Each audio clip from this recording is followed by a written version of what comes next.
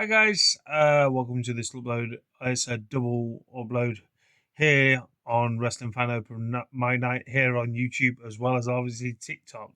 Because you know why? Because I can't be asked to go through it twice over. Occasionally I just do stuff on YouTube as well as TikTok, so obviously you're welcome to check out on the link tree down below towards my links towards obviously both platforms.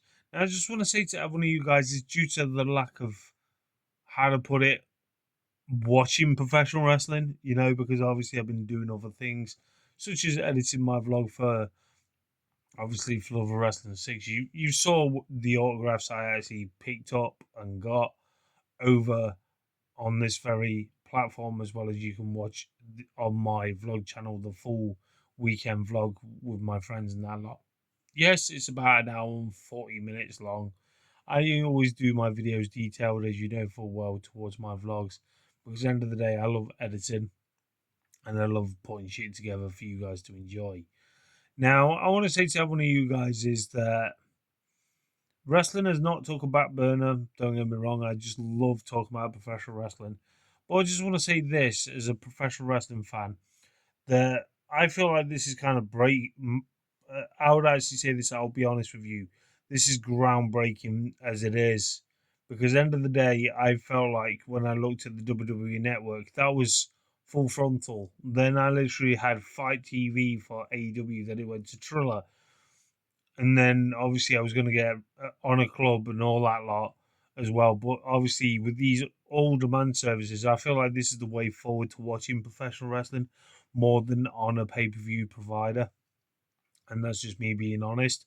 I feel like WWE Network was ahead of its game, and I feel like a lot of people now in 2026, even though I do not watch the product, but I admire WWE's ethic to do the WWE Network, but I feel like they stopped doing the WWE Network because they were losing so much money, and that's why they're probably massively in debt because of how much they invested into this product. The problem is, I feel like they should have invested more into the products because I felt like when it came to the WWE Network, that I feel like the product got less and less and less, And eventually, I was hoping, God forbid, that everything literally went in house. I feel like they could have made more money on the WWE Network because it was ahead of its time. Yes, when the WWE Network we had NXT, then that went off it and got a TV deal, and people thought hard done by that, but you still got the pay per views or the PLEs, whatever you want to class it as, for $9.99 a month. The price, as far as I can remember, I was a subscriber from day one. Yes, I changed my PlayStation settings to get the American equivalent, and then when it came out in the UK, I transferred over. So I was a lifer, massive lifer towards the WWE Network, and people, I feel like, took it for granted with the WWE Network. You didn't realize how golden it was until it was taken away from you. It's like a death in the family or death of a friend. You don't realize how much you appreciated the time that you actually had with that relative, and when they pass away, you look always reflect. I know I've lost two grandparents, and obviously losing my dogs, etc. But one thing I want to actually say to every one of you guys is, I know that's a bad comparison, but you just appreciate the time that you actually had with it. I had the appreciate of the time when I actually had VHS tapes back in the day. I had appreciated the time back then, even with DVDs and then Blu-rays, as times progressed, and then all of a sudden they took away everything away from us, and then they put it under the likes of Netflix, and I'm literally I've not set foot anywhere near it since SummerSlam last year, and I feel like even when I see clips on TikTok, there's another access towards professional wrestling, and I'm thinking, what am I actually missing? You know, because I look at this build towards a WrestleMania, it can be quite shit, and that's just me being honest. And I feel like, how to put it in a nicer term without saying WWE shit all the time, that it would intrigue me. I want to watch it, but I don't want to watch it. if you know what I mean, because I'm not scared if I've missed anything. Because quite frankly, I got people that still watch it and they inform me what's going off, and I'm thinking, why bother? Because at the end of the day, WWE is WWE. And obviously, with like I was saying with the network situation, we don't have that much option. Because at the end of the day, everything's going their own separate ways, etc.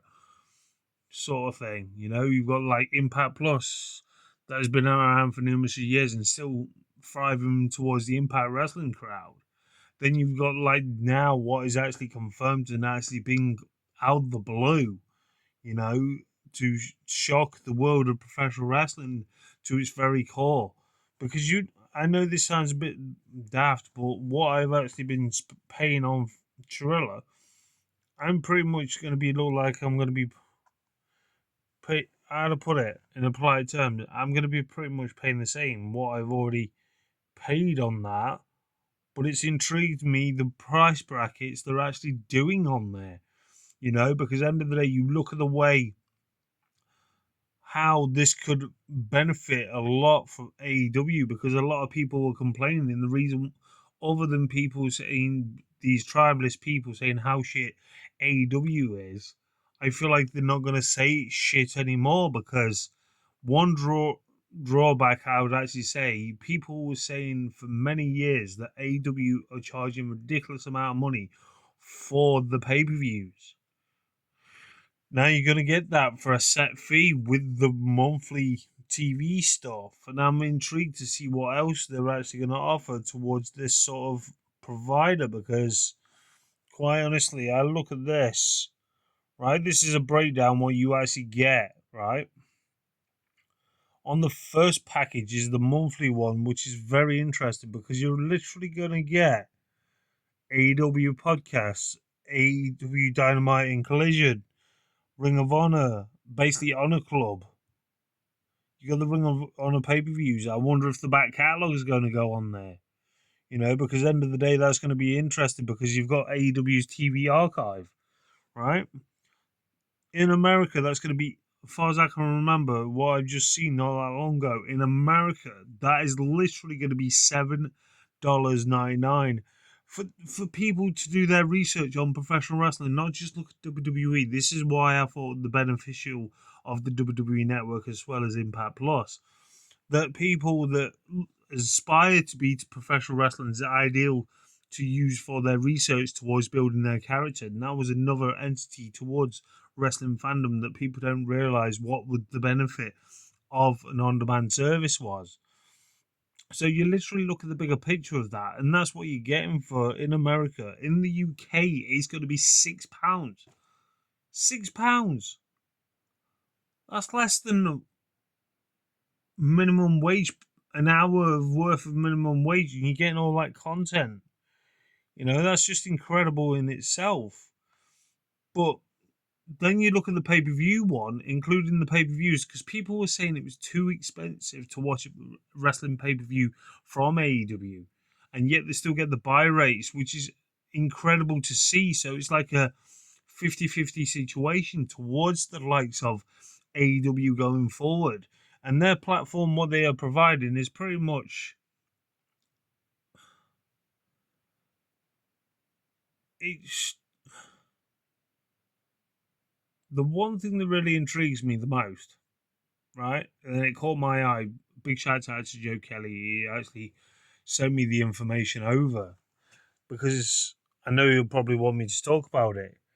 For $19.99, you including getting the pay per view, right? You get AW podcast, one pay per view airing during the current month. Does this mean that what caught my eye was about this is does this mean that instead of TV specials, AEW's abolishing that and putting pay per views on instead? That's what this is one thing that really intrigues me, and that's what you get for £19. I mean, $9.99. This is in dollars. Don't know about Canadian though. Then you could literally have live Dynamite and Collision. You have Ring of Honor. You have the Ring of Honor pay-per-views. So this is one thing I want to actually say. Does it include that they're actually going to do the archive pay-per-views or some point in the near distant future? Because what caught my eye was the AEW TV archive. Yeah, fair enough.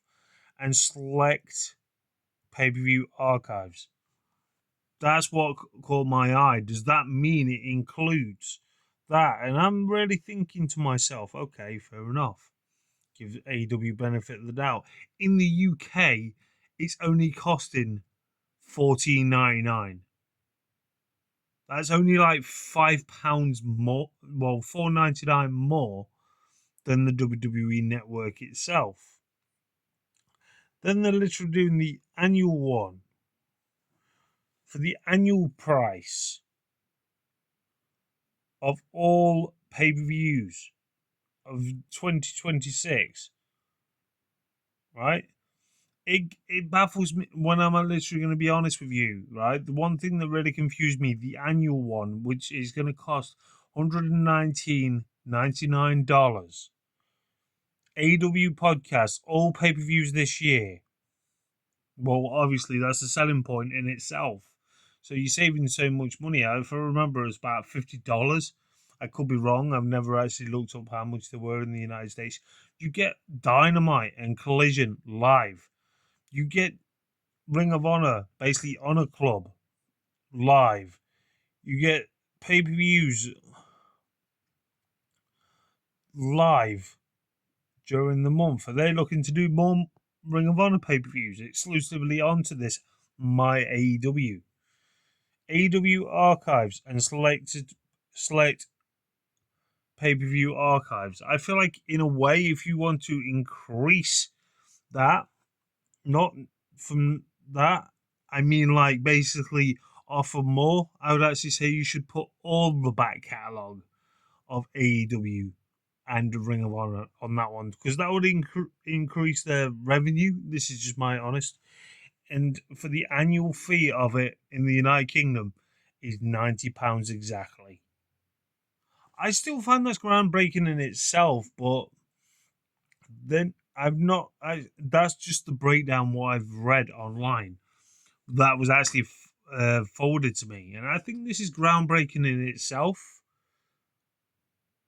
But there's a lot of how to put it, and this is me being honest with you. Little niggling bits. Why is it selected pay-per-views from the archive? You should put all your archive on there. You know, if you want people to subscribe to you, and this is me being honest, I feel like you should put all Ring of Honor back catalogue for the annual subscribers. You know, the yearly ones. Not the monthly ones, the yearly ones. And that's just me being honest, including the AEW pay-per-views. So that's what I mean. It's just in itself, we've got another option to watch professional wrestling this day and age. I will admit it, I've still got the sports package in my room. You know, I don't have TNT Sports here in the United Kingdom. You know, the former provider of the WWE. But I've got basically the movie package and everything like that. I feel like in 2026, even though Netflix were the pioneers of on-demand services, like just for a set fee, you know, you wouldn't have believed it when they wanted to work with Blockbuster and it never worked out, did it? And look who's still around. You know, you got the likes of Amazon. I know all these on-demand services mount up to a lot of money. You know, like Discovery Plus, Amazon Prime. You've got so many out there. Crunchyroll, if you like it. You've got so many on-demand services. So many. Disney Plus. You know, and this is the way forward, going for the stuff. And I'm hoping they've got decent servers, because I can remember the problems we did actually have with the WWE network as well as Impact Plus. You know, and that's just me being honest with you. We did have teething problems when it first launched, so don't get me wrong, it really does excite me seeing this about My 5. You know, I didn't see this being announced because I didn't realise that this was a thing. I know a lot of fans was saying, or they should do like their own version of WWE Network. This is the AEW fan base that was talking, and Tony Khan's listened to what fans want to see. And to be honest, I think this could get more eyes on the product. You know, I'm sick of people like literally saying about ratings, how much people obsess over the ratings, and people look at those numbers and they don't realize that's just United States based. They don't realize that it's not how to put it. It's not worldwide. Because at the end of the day, Tony Khan keeps getting TV deals left, right, and center. And yet, it's going to be interesting when this launches. Is it going to affect TV deals? Is it already going to affect Triller deals that's going off? And I find it interesting. I do find this very, very interesting because, it just shows you if they are capitalizing what they've taken away from the WWE fan base. I know it went on to Netflix, fair enough. Some parts of the world it's not on Netflix yet. It will do at some point. I can see the likes of UFC probably going on to Netflix. They're waiting for all the current deals that's basically going to expire. But end of the day, to have an on-demand service, let alone this was a company that was dubbed as a t-shirt selling company, and it's just a massive achievement for the likes of AEW to do this in a short space of time. I think the biggest downfall they actually did was to bring that game out. Don't get me wrong, I didn't mind the game, but it didn't have that replayability that the way WWE are doing their games at the moment, and that's just me being honest. That is just me being honest. I've not got the latest WWE game, even though I've seen the ragdoll physics. They look amazing. But I tell you one thing: for AEW to do this now is a massive achievement for them. That's just my opinions. Tell me your thoughts down below. Thank you ever so much for Joe Kelly to send me the information over to this because I did not know this was announced. But until next time on my upload here on Wrestling Fan Open My Night, along with obviously here on my TikTok page, Gavin Arch Talks Wrestling. Obviously, keep hitting that subscriber button on YouTube as well as that plus symbol over onto TikTok. I've got over 3,000 of you guys, loyal people that actually follow me. Until next time, catch you guys later.